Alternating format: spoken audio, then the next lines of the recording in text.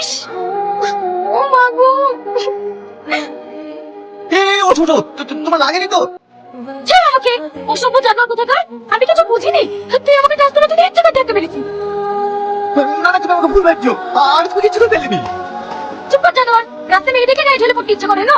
তোকে এর আগে ভালো করে বুঝিয়েছি, বুঝিসনি। থাম, এক্ষুনি থানায় ফোন করছি। না না বোন, থানায় ফোন করো না। ওই রকম ভুল আর কখনো করবে না। ওর হয়ে আমি ক্ষমা চাইছি, এবারকার মতো ক্ষমা করে দাও। ঠিক আছে, তোমার বন্ধুকে ভালো করে বুঝিয়ে দাও, দ্বিতীয়বার যেন আবার চোখের সামনে না আসে। এই চ। দেখ ভাই, ভালো ভালো বলছি, তুই এই মেয়েটাকে ছেড়ে দে, পরে কিন্তু বিপদে পড়বি। না ভাই, ওকে আমি খুব ভালোবাসি, ওকে ছাড়া আমি বাঁচবো না।